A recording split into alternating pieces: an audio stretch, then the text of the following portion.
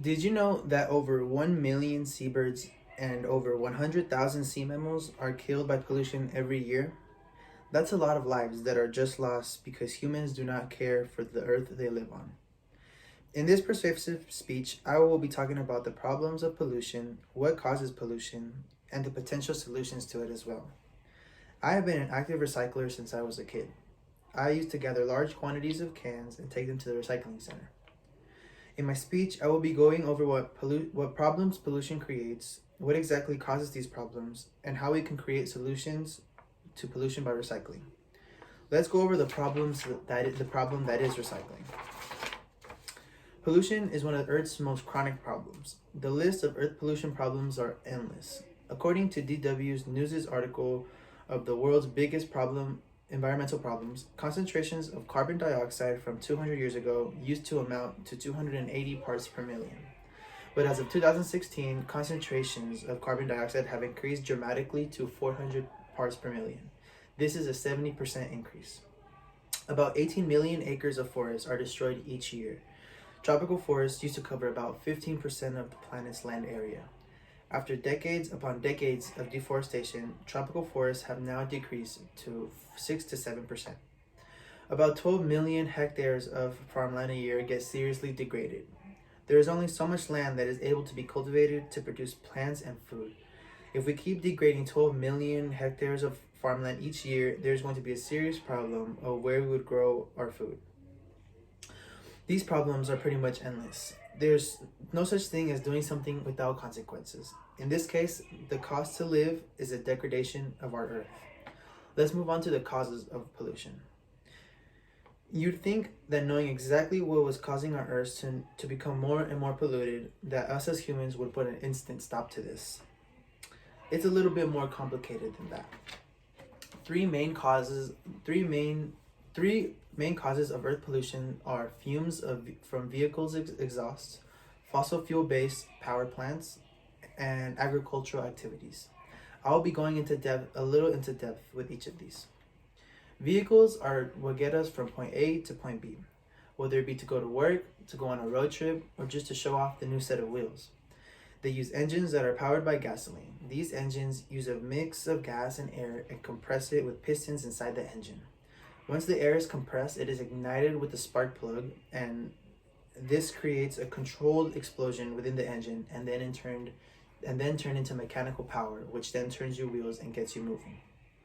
The fumes from the explosion is then pushed out by the pistons into the exhaust valves and through the mufflers, and ultimately into the air. Vehicle fumes are definitely the top air polluters. According to How Stuff Works' articles, How Much Air Pollution Comes from Cars, motor vehicles collectively cause 75% of carbon monoxide pollution in the US. For my visual aid, I will be showing you this little car. So the combustion happens right here, and then is turned into a little explosion, which then moves the car. The fumes are then run through these lines, cause the exhaust lines, and then ultimately out of the car into the air.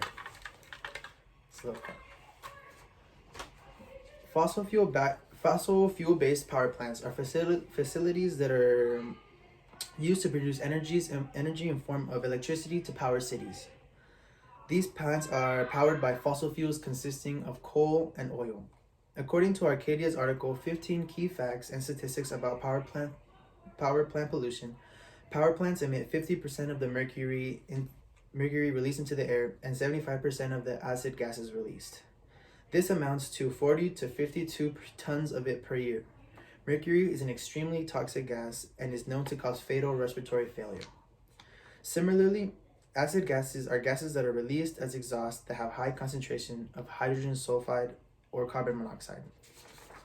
The problem with acid gases, besides the negative effects that it has on humans by it being breathed, is that acid gas that is released into the air can be absorbed and condensated into the clouds and can produce a phenomenon called acid rain that is highly acidic and can cause damage to plants and animals if absorbed.